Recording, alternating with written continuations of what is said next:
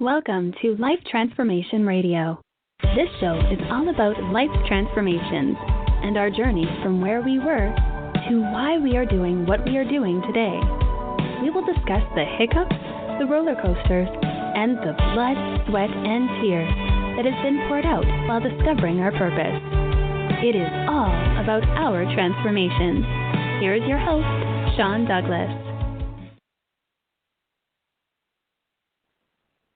Good morning, good afternoon, and good evening. Welcome to another episode of Life Transformation Radio. I am your host, Master Resilience Implementer, TEDx speaker, business positioning strategist, and international best-selling author, Sean Douglas. This show is currently heard in over 79 countries.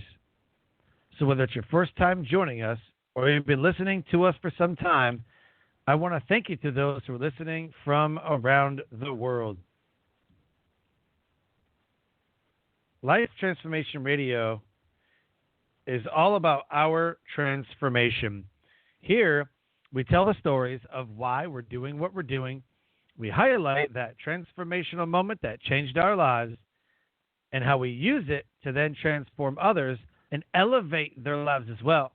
You can listen to us live right here on the Blog Talk Radio Network, Tuesday through Friday at 5:30 p.m. Eastern Time. You can also join our Facebook group, Life Transformation Radio Community, and never miss an episode by subscribing wherever it is that you listen to podcasts. Life Transformation Radio can be heard on Apple Podcasts, Stitcher, Spreaker, Spotify, TuneIn, Player FM, Radio Public, Overcast, CastBox, Himalaya app, the Google Play Music app, Pandora, and you can subscribe right here on our YouTube channel at Life Transformation Radio. Again, leave a rating and a review to let us know how we are doing.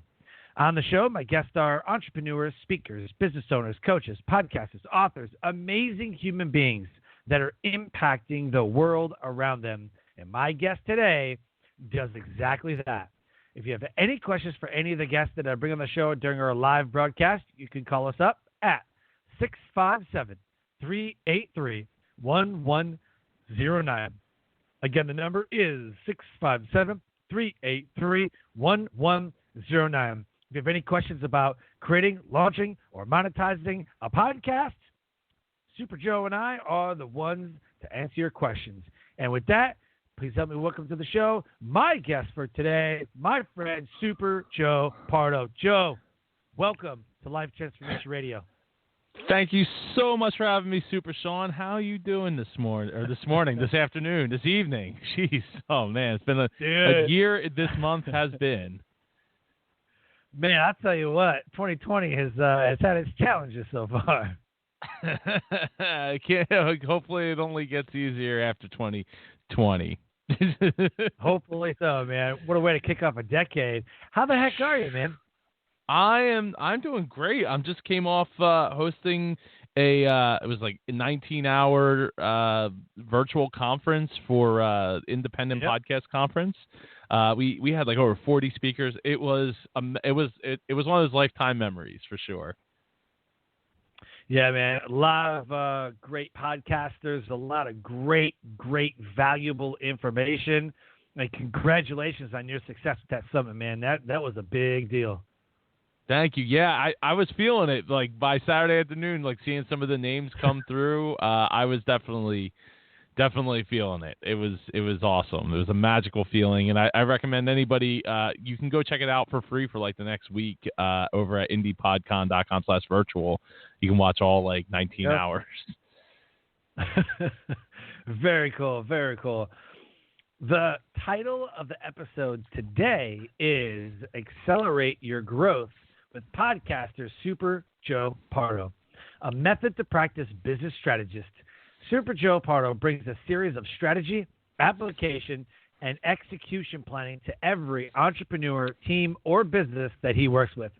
Founder of the Dreamers Podcast with Super Joe Pardo and the Independent Podcast Conference, Joe focuses on putting the right methods into the best practices in order to bring about the personalized solutions for each client. A New Jersey-based strategist, Super Joe's knowledge and methods come from experiences and applications that have been applied to startup entrepreneurs with pennies in the bank to the established 9-figure businesses that need the adjustments to stay on a growth track. Joe focuses on designing individual solutions to accelerate growth with each client. It is a team effort and not an expired template approach that has allowed his journey to help the widest array of businesses at all levels. You can go to his website at Super Joe Pardo, P-A-R-D-O, superjoepardo.com. Also, go to Indie, I-N-D-I-E, IndiePodcon, C-O-N.com, IndiePodcon.com. You can go to superjoepardo.com, check him out, see what he's about. His Facebook and LinkedIn are right there in the show notes. Connect with them and let them know that you listened to the episode of Life Transformation Radio. Joe, man, the first question I have to ask, and I believe is the most important question you could ever be asked, is why? Why do you do what you do? Because I am here to help people. It's been a goal of mine since I was little. 6 years old, I cried on my grandparents' floor to my grandparents about not wanting to take over the family business because I was the only boy in the family. And I felt like that time that was what I was destined to do. And I was like, no, I want to be a child psychologist to help other kids that are going through divorce like me. And they took me aside and they said, you can do anything you want and we'll be proud of you as long as you give it your best shot. And, since that time period, everything I've done has been to help elevate the people around me. Whether it was like, hey, I'm going to DJ. And when I become a great DJ, I'm going to use that skill to open up doors for everyone else that's helped me, or, that's around me, that's helped me get to where I'm at today. And while DJing isn't at the forefront of my career, it is absolutely a pinnacle point of my career, from DJing in competitions to nightclubs and bars and just putting out a DJ album that helped me realize that there was more to my life than just running in the family business, which I ended up being in until about April 2nd, 2014, when I finally left and founded my own podcast a month later, and then went on to write like 4 books. And but it really all comes back to wanting to help people. And the best way I know how is to help people with their business because they can have the most impact in their communities. But from hiring people to being able to donate things to, all aspects of being able to help people. I love it. Very, very cool, man. I think we get into this podcast space for many reasons, and that's a big one, right? Is to put out the content that is going to help people the most. For a fact that what you're putting out is of value, and also not only that is what you're putting out is necessary. The last thing I want to do is put out something that nobody wants. like that would suck. Well, there's something to be said for selfishly putting something out for yourself, right? Like giving the sure. letting the DJ play his own jam, giving the DJ some yeah. room. But by and large, we do these things because we want other people to be happy. And even in DJing, it was to make other people smile, make other people dance. Because otherwise I wasn't going to any of those parties I was DJing at because I was just too much of a nerd and didn't care. So DJing, it was a way for me to do that on top of helping other people around me have a good time. Love it, man. And is that why you created the Indie PodCon so that other podcasters can come together? Yeah, so I've been around event planning and stuff since I was little. In my family's business, we had these customer appreciation nights where we'd have like up to 1,000+ people come through the door in like 6 hours, and they walk through the vendor booths and they'd go to the open bar and the free buffet, and they'd meet up with old friends and all that stuff in the trucking industry.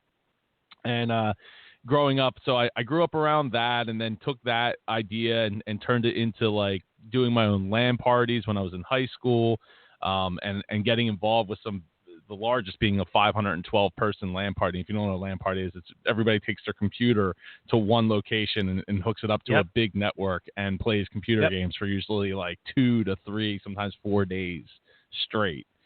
So that was in like 2002 all the way to like 2006. Then I was really getting into DJing, starting in 2004. So I carried that for about 10 years. And, putting events together from raves, when I was, DJing to LAN parties, to working at conventions, and being a part of the staff, it's just always been around. Like, I just love bringing people together, having a great time. It's just, creating an atmosphere, creating an experience for people. So, when I got into podcasting about, I don't know, 6 months, 7 months later, 8 months later, I decided, I was like, okay, I'm gonna start up a podcast conference after getting back to it from a one-day event that Jared Easley and Lou Mangello were putting on down in Disney World. So I came back, was like, I'm gonna put this together, and we had like our first event, I don't know, 2 months later, and then we had the first like conference in September of 2015. We've had one ever since. Very cool, man. That is freaking awesome. It's a funny thing when you go to these events and you're like, I got to do one now. Yeah. Well, if I got into something else, like, if I had another big hobby, I would be trying to put something together for it. I just love bringing people together, helping people, lifting other people up, putting the spotlight on other people. Like that's what I live for the most part. So, it just makes sense and you know what the great thing is podcasters are so friendly. They're so willing to lift other people up. They're so willing to be leaders in their community. So like connecting with all these different podcasters from all these different niches and industries is like connecting with some of the most powerful people on the planet, because they have people's ears.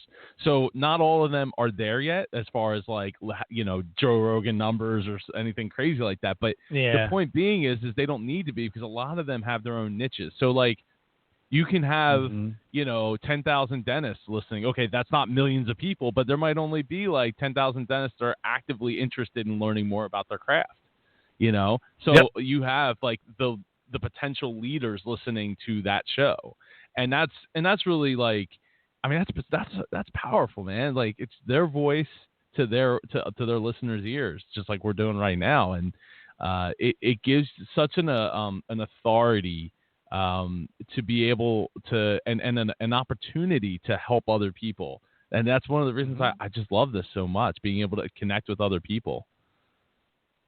Yeah, would you say about if there's 10,000 dentists, if you have a dentist podcast, and you can really find your niche and your super, super targeted audience with podcasting. Kevin Kelly wrote a book called 1,000 True Fans, and then Seth Godin put his spin on it. A lot of other speakers have put their spin on it. A lot of high level. Tony Robbins has put his spin on it. Gary Vaynerchuk's put his spin on it. But it's so true. If you have a speaker podcast, your audience are speakers, so you're serving that particular niche. If you have a plumbing podcast, if you have a business podcast, a lot of the business ones I see are really broad. It's just business in general. But if you have a legit niched out podcast and you know exactly who your target audience is, man, the numbers can get incredible. Yeah. I mean, the ripple effect of, because that's the other thing is like, so in my case, with the Dreamers podcast, it's where business meets life. It's a lot of, team offer process type of talk, as well as some personal stuff, because businesses are a robot. They want to operate 24/7. They're systematic, and yet they have these gooey insides called people. That make them work, but people have lots of issues, right? They have outside influences and negative thoughts, and family issues and friend issues and all these things that play a part in whether or not the robot can really operate at its peak performance. So that's what I speak to the most on the Dreamers podcast. And the ripple effect of going back to the podcast conference, right? People it's podcasters learning from podcasters. So it's even if when one of our speakers is there and they're saying something and it's affecting one of some of the podcasters there, what's happening in that room, what's happening in that virtual conference is potentially affecting millions of people on the planet when you add up all the different people that are going to be affected by the ripple effect, right? So it starts with the speaker saying hey, well, if you did this instead of this, use this strategy or tried this or implemented this or something to that effect, it might allow you to reach more people. It might allow you to better connect with the people that you have. And then those people, say in a business situation, have clients, right? And they have employees. And so all of a sudden it affects those people. And then if it makes those people happier people in general, that affects the family members. It can affect so many people just from the conversations that happen in a room that happen at Indie PodCon. It's incredible. Yep. 100%. And it's so interesting that the timeline and the way that certain events took place. I built my first business while serving in the military. I started overseas in 2003, 2004 when I was in England. Huge parties in England, man. They go crazy. That's when the foam parties get a big light tarp or whatever, the foam machine, right? This was a big deal. 2003, 2004, 2005. So I was oh my gosh, what is this rock star lifestyle? What is this, right? And I was overseas with some of the biggest DJs, and I was learning as I go, and then a crazy thing happened. You start to get your own following. And then when you get your own following, now you got to perform. Now you got to live up to that expectation that, that people have. And so I'm in clubs, I'm in bars. And then a bunch of DJs got together and created a business called Fresh Entertainment. And this is in 2003, 2004. And we had 3 or 4 of us out there doing our thing. And then we ended up having a videographer so we could do some marketing. And then we had a photographer to do some other stuff. And by 2008, this is a $600,000 company. And we're doing weddings, clubs, bars, high schools, middle schools. We're doing large events. We're producing sound for large events. We're selling demo reels for speakers before it was even a thing. We knew that video, this is where video was going, and 2008 was a big year, and then everything kind of fell apart, and people change and you start living a certain lifestyle, and then alcohol comes into play, and then we were literally living in a rock star lifestyle, VIP table. There's clubs and bars, and it was just crazy. And then everything just fell apart all at once. Everything just fell apart in 2008, and then I got bought out.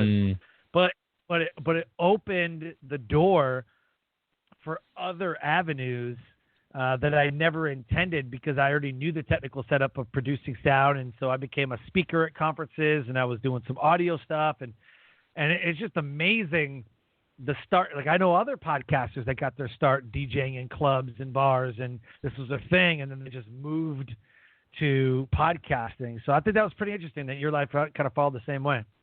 Yeah, well, I would have never been interested in podcasting had it not been for DJing, because and when I was DJing, it wasn't because I was talking on the mic, because I was definitely not a talking on the mic kind of DJ. I was doing mashups and mixing on the turntablism and stuff like that, but it just gave me the confidence to be in front of large groups of people, and even to have an experience where people are literally booing you. Because it was like a DJ competition, and I was one of the 3 DJs competing that night at this nightclub in Delaware, and like I always come at it from like a perspective of like, let me play something different, right? So like I'm doing lots of mashups like rock and hip hop and just everything. And the other DJs were like, you're killing it, man. You're doing awesome. But like the crowd was just not, they were not into it at all. So, but it gave me the confidence. No, they were not ready. Even though I wanted them to be ready. Right. But it gave me the confidence to be in front of people and to deal with rejection rather like to a different level than I had ever really experienced before. So yeah, I would say it played a very pivotal role. Plus, right before before I started my podcast and the months leading up to that, I released my first DJ album. Which was like 3 months of work. It was such a ridiculous amount of work to do. And I was going on podcasts to promote it because I had been listening to podcasts since like 2005, mostly Disney World podcasts at the time because I'm a big Disney head. But yeah, so it's kind of crazy that like without DJing, like I don't know that I would have ended up where I am right now. It really made a big shift, just like computers made a big shift in my life. Yeah, computer games and all that technology has been great to me. I mean, I've been blogging since '96, so creating content is not like a new thing. It was not a new thing to me, creating websites and blog posts and stuff, but it was really just the idea of like interviewing other people and that kind of stuff. So, and I've always had, I don't know about you, Sean, but like I've always been the guy that people came to talk to, even as a kid, even at like 8, 9 years old, like people that were 4 times my age would sit there and literally talk to me, from my friends' parents to like, I don't know why. I really like, I kind of wish and sadly they are no longer, the one of those friends' parents is no longer alive to ask, which is really sad. Oh wow! Now that I'm thinking about it, I really wish they were around, because while they were huge influences as a kid to me, it would be nice to have asked, to be able to ask that question. Yeah, for sure. What I really want to dive into, and I think would be super relevant, is that transformational moment that you decided that you would become a podcaster. I mean, the whole show, Life Transformation Radio, is about our transformational moments. But when you said you've been blogging since '96, it goes back to the research that I've done prior to me starting this show in 2017, is that in 1993, there was a computer company, and they coined the phrase audio blogging and started recording their blogs and then giving it to their employees. And it was called audio blogging, and that was technically the first podcast that was done. I think it was like Compaq or some computer company I know. It was called audio blogging, and then that was pretty much how we know podcast. And in 2004, it wasn't until then that Apple came out with the iPod, but even then, people didn't even use it for podcasts; they used it for music. And I don't know anybody who even has an iPod anymore. I have one. But music is all on their phone. It's on Spotify. It's on SoundCloud. It's YouTube channels, and it's those types of platforms. The iPod. Something that you would carry around maybe for working out. But most people use their phone. But I think it's even more interesting that 10 years later, even 15 years later, we're just now seeing the rise of the podcast. So even though Apple introduced an iPod that they wanted people to download podcasts onto, it took another 10 years to 2014, 15, 16 to really catch traction. So what was that transformational moment for you that was like, this is a thing, I've got to do the podcast? So about 4 years earlier than 2014, so probably about 2009, 2010, friends of mine in the Disney community were like, Joe, you should totally have a podcast. Like, you love Disney, you should totally just do like a Disney World show, and you'd be like Jersey Joe, and and I was like, yeah, nah, I'm good, because I would get to like episode 10 and be like, all right, I don't live down in Florida. So for me, like, even though I was at that point, I was going to Disney World like 4 to 6 times a year. It was not like, I just did not see it. It wasn't going to be a thing for me. So, I punted on that. And so it was like I said, the DJ album that I released was a Disney album. It was Disney music mashed up with hip hop instrumentals to tell the story of Pixar's Up. And I did it to raise money for my running team at the time. I'm on my way down to Disney World with a friend of mine. We're flying, and I was like, "Hey, is there any podcast Disney?" At the time, like I wasn't thinking about podcasting in a sense of like a interview type of show, more just like a bunch of Disney nerds sitting around, round table discussion kind of thing. So he's like, "Oh, well." Mm-hmm. Yeah, there's this show and that show that, isn't on your list of shows that you've reached out to yet. And I was like, oh, okay. He's like, yeah, but this other show, you should really give it a listen. I was like, oh, what's that? And he's like, oh, it's Entrepreneur on Fire. And I was like, okay, what? He's like, well, all he does is interview entrepreneurs. And I was like, oh, okay. I didn't know that was like, to me, like, again, I'm thinking in the mindset of just trying to get on some roundtable discussion shows about Disney and bring some publicity to the album that just came out, just a little earlier, about like 2 weeks earlier. So I was like, I've been in business since I was about 6 years old. Like I know tons of people I could do an interview show around. Wait a second. I know a lot more people that are like living their dreams and doing really cool things, like the people that I know and people that I want to be connected with. And at the time, it would help me, right? Because like just 3 weeks, 4 weeks earlier, I had just left, $100 million business behind.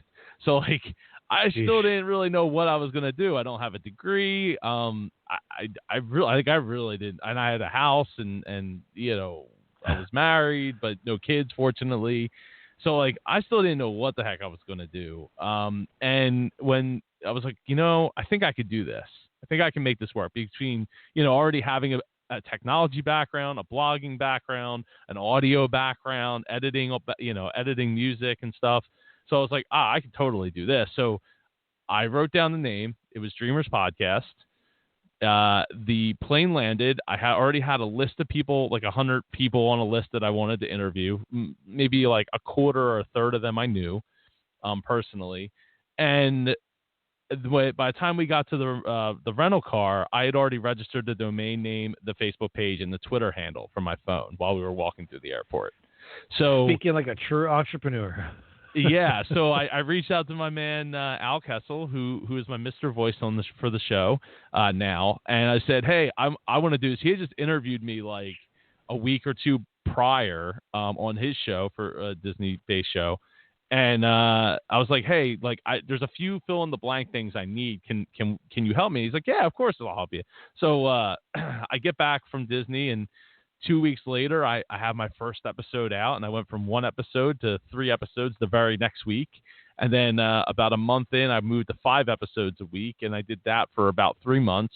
I built up a big back catalog, got a bunch of reps in, and then I started to back it down and writing, started writing my first book. But yeah, it was on that plane ride that I can't even really explain it.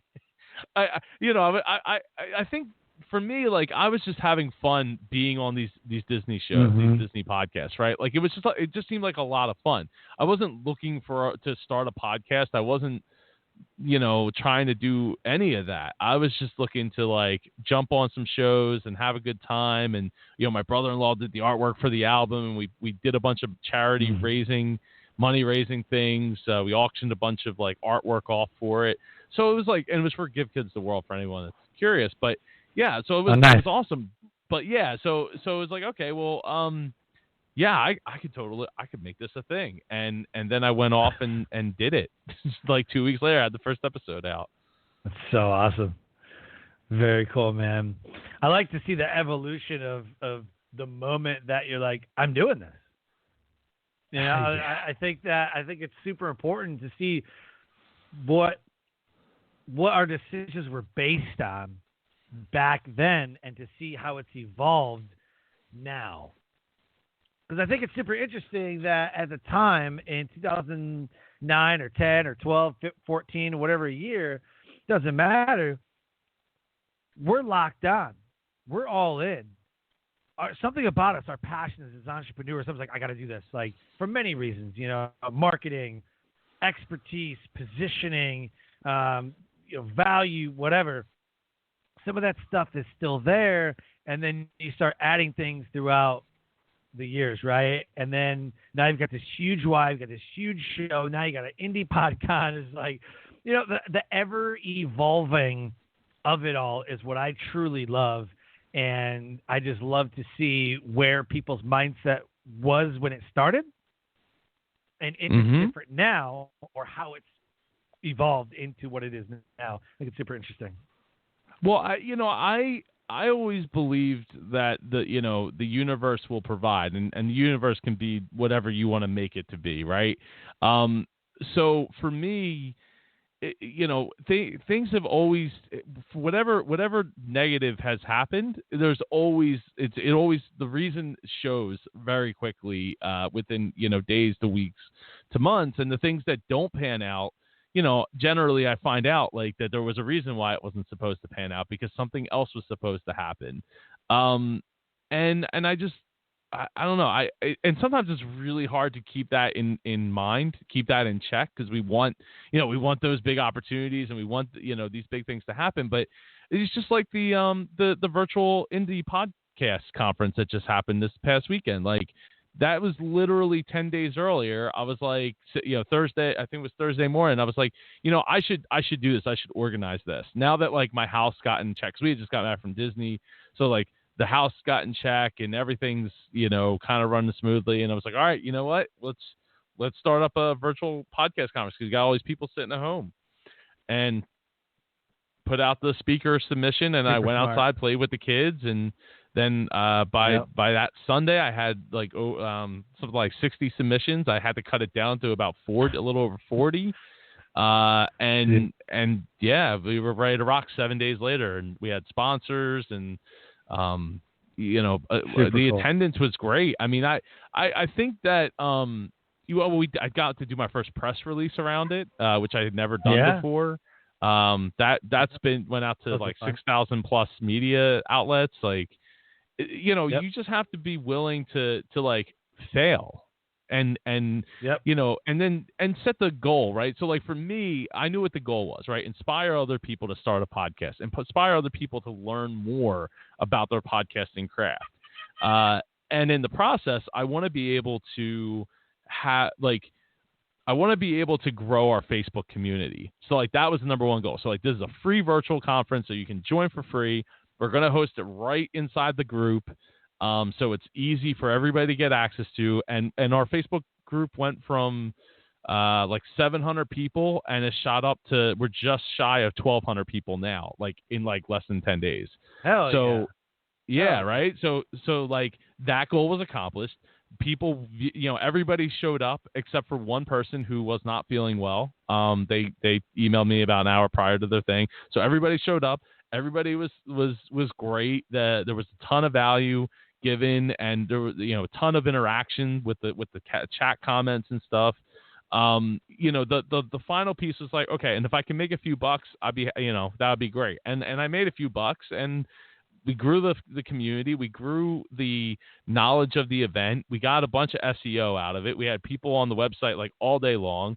I think we stayed steady all day Saturday between 40 to 60 concurrent viewers the whole time. Like literally like from when we started at 9 a.m. until I think in the very beginning it was like 25 jumped on, then it crept up to 30, then crept up to 40, and then 50, and then 60, and then hung around 60 for the better part of most of Saturday. So, so like, I mean, would I have loved to see 600 people on there? Of course I would, but we don't have that level of reach, right? Like just a year ago, I wouldn't even push the group to be that big to begin with. Like we were stagnant. Right. We were at like 400 people. And you know what? Yeah. This is you want to hear transformational. The conference used to be called Mid Atlantic Podcast Conference, but we've always had people from outside the Mid Atlantic podcast region. Always from pretty much day one, we had more people from outside of there. So when we changed the name to Indie PodCon, it went from a group that was pretty much stagnant at about 358 people to 1 to 5 people a day were joining the group on their own without any advertising. I mean, we shot up to 600 people like in just a couple of months' time, and now we've shot up another growth spurt. So it's growing, and I'm proud to say that like I got to be there and do it and push harder for it. Love it, man, and I love that success. I think it's just a testament, man, that you've been doing this for quite a while. And you got to hang in there. What I see is that you get to episode 7, 8, 10, 12. They're like, man, I don't have 1 million listeners or downloads. I'm not making no money. Like, this isn't for me. And they see how much work actually goes into recording, editing, producing, everything that needs to happen, especially if you're like a one-man show. I know people that, that have wanted to do podcasts. Like, well, I just want to record it. I'm like, well, yeah, but you still got to do like the editing and the producing and the graphics and like, unless you're going to outsource that. Like, well, I pretty much just want to record. Like, well, then you better get your freaking checkbook out, man, because it's going to cost a lot of money for everybody to do everything else. That's why I do everything myself. Is it's not hard, but why would I pay for else to do something? I mean, it doesn't take that long to do, And I just don't think that people understand exactly what it takes to market the show, record the show, edit it, produce it, get your guests. Like, there's a lot of behind the scenes working pieces going on that not a lot of people know.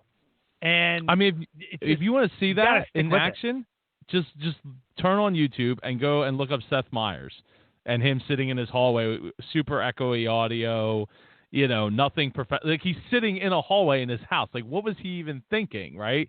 So, like, if you want to think that any of this comes easy, like, there's a person that's doing it professionally, probably making 6+ figures to do it, and he doesn't have a clue when it comes to what he should be doing as far as, besides the acting out part.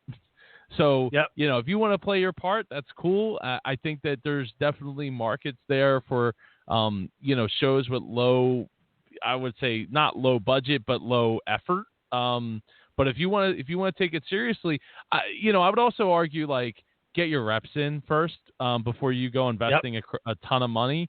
Because before you ask any kind of like, how do I make money? You should be like, how should I get good? That's what Dave Jackson always has said. He's been banging that drum for years now at Indie PodCon. So, it's like, all right, you got to get good. What can you do to get good? Put in as many reps as you possibly can. Keep talking on the mic. Keep putting those thoughts together. Make the neurons fire off in your brain so you can put more than 2 sentences together.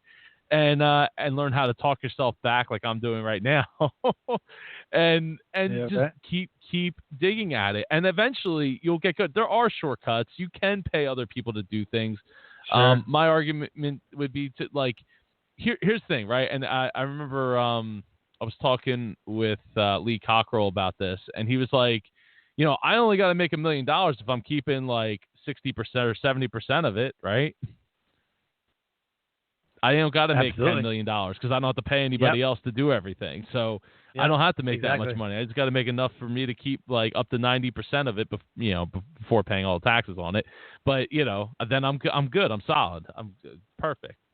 So it's just keeping everything in frame of mind of where you're at, and I think it's also important to check yourself as far as like, well, I know if I don't spend some money on doing this and investing, either it's like in a coach or in a microphone equipment or something. Yeah, like something for you, like to put some skin in the game for yourself. Like some people are like that, and that's fine. And that's, there's nothing wrong with that. But just know yourself, right? And know that, like, if you're that person, it's like, well, I could put some skin in the game, but it doesn't mean I'm going to actually get there. Then maybe you should put a lot less money in it and just try it out and see if you love it and fall in love with it like I did, where all I wanted to do was, people were coming over my house. all right, let's throw the mics on. Let's pull out the story. Like, there's a story here to inspire other people. Back when my show was more on the inspirational side than the the business side. Yep. Yeah.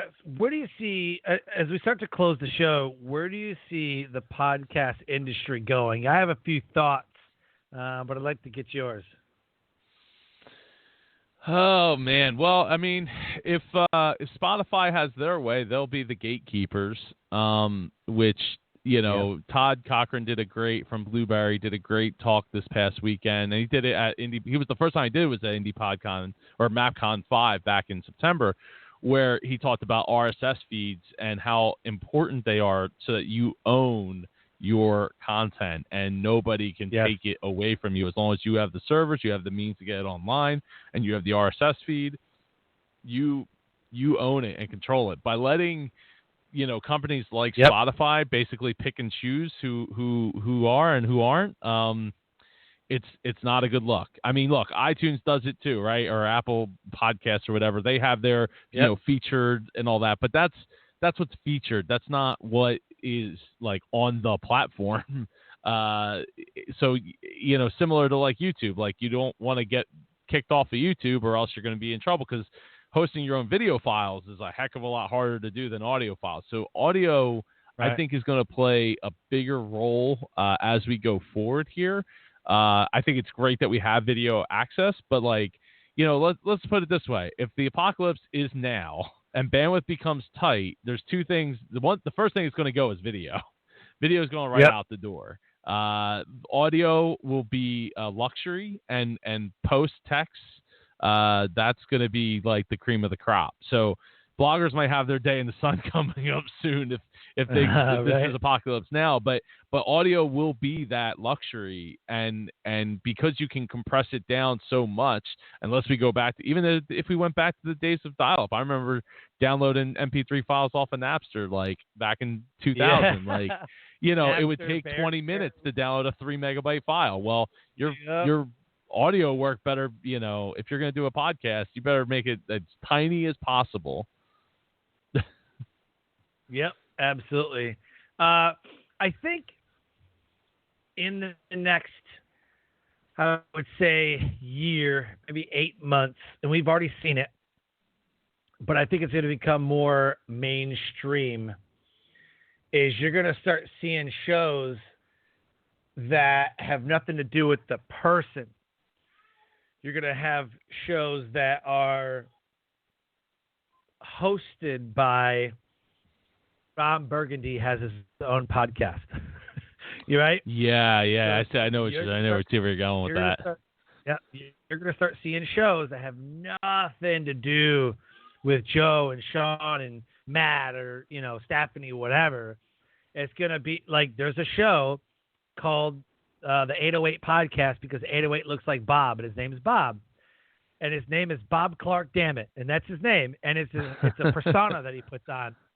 I really honestly think that personification podcast, for example, if you're a wrestling fan, you know what kayfabe is. And so I really think that there's going to be some kayfabe podcasts where, a wrestler has his own show, and like Hulk Hogan could do it, right? Hulk Hogan could have his own show. So anyway, I think that's where it's going to go.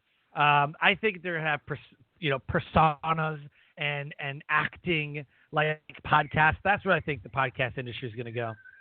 I think you're right. A friend of mine, back in 2014, told me about her husband's show. It was like the Sports Mike podcast, and there was a character like Sports Mike, and it's a microphone that could say all those things.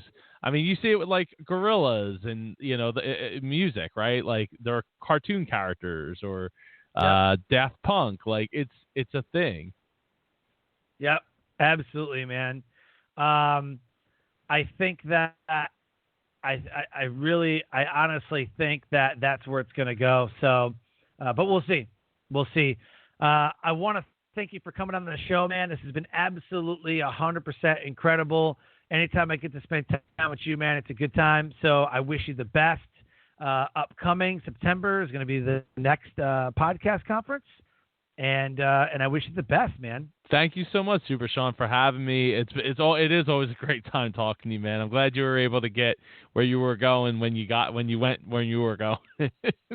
Not to give too much away, but it's always a great time. Anytime, Sean, I really do appreciate it, and hopefully I can see you up here in Philly area September 24th to the 26th.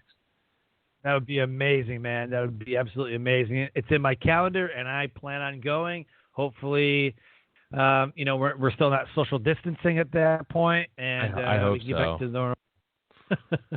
I really hope so. What do you want the listeners to know and or do with this episode? You want to send them to a website? You got downloads? Free resources. What is it that you want the audience to know and do with our episode today? So if you go to superjoepardo.com, there is a free download there about rocketing your business value. There's like 5 proven methods to do so. You can get that with just an email address. But just go check out the stuff. Like I produced my own TV show.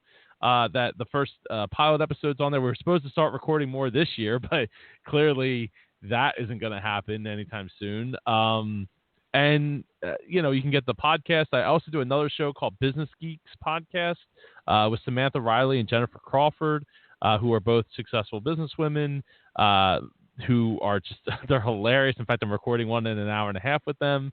We do that live on Facebook Live. So if you go to businessgeekspodcast.com, we cover business topics. We cover news-related business topics, like things that are in the news, and then we also do a what's grinding our gears in our businesses. So Jen usually gets really fired up about that. What's grinding her gears at the moment, and then I have a pretty good one tonight myself, and then we do one cool thing. So because we're geeks and borderline nerds, we talk about one cool thing on the show, like whether it's a tech related thing or a business related thing or a TV show or a documentary or whatever our one cool thing is that week. There's just some pretty cool things that have been talked about. But yeah, so we do that, and then if you're interested in podcasting, there's the indiepodcon.com, where I also have you can get the virtual conference for free for up to the next week or so, and then it's will be bundled in with with like 4 other years of podcast conference videos.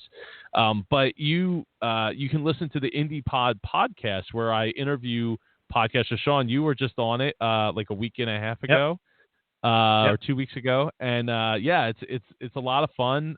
We talk about a business or not a business, a podcast related topic, whether it's tech or marketing or whatever, as far as podcasting is concerned. And we just have a good time for an hour. So come check that out, and so that's basically it. SuperJoePardo.com and IndiePodcon.com is where you can get all that great stuff. And please, if you have any questions, please feel free to reach out to me. I'm an inbox zeroer, so I generally get back to all the emails that I receive.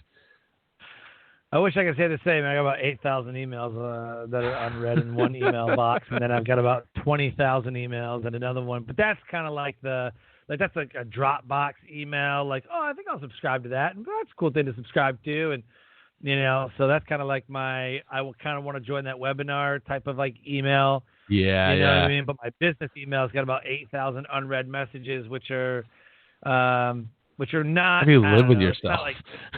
I don't know. That would drive me nuts at night. I would be up all night long, like itching about it. Like it would just because I'm too much of a completionist to let that would just irk me so much. My wife's the same way. She has tens of thousands of emails in her inbox. And I'm like, how? Well, she's not a teacher anymore. She's a stay-at-home mom. So, it's not like her email is pertinent for the most part in the cases of like work in relation to work. Right. Yeah, I totally get that. I do scan my emails every day, and I open up like some good ones that really need my attention. but but I don't know, like some of the emails are things that just like come through the email because I subscribed to a free ebook one time and I wanted it to go to that email. But for the most part, I kind of do my daily diligence in trying to get through the emails, but they kind of pile up. But we'll get there one day. So, all right, man. Thank you so much for coming on the show. It's been absolutely incredible, and I just wish you the best for the rest of 2020. Thank you so much, Sean. Hopefully, I'll see you in September. And yes, I hope 2020 is well to you and to everybody else listening, both health and business wise. Yeah, man. I'll see you. I'll see you there in September. Life Transformation Radio listeners, an amazing guest impacting the podcast industry. If anything resonated with our conversation today on Life Transformation Radio, make sure you check out the websites at Super Joe Pardo, Pardo, superjoepardo.com, and go to indiepodcon.com. Check out his Facebook. Check out his LinkedIn. Let him know. Connect with him. Let him know that you heard his episode of Life Transformation Radio. And with that, I close the show by saying live your brand. Find opportunities every day to live out the core values that you hold deep in your heart. And I call this living your brand. So until next episode, live a great life.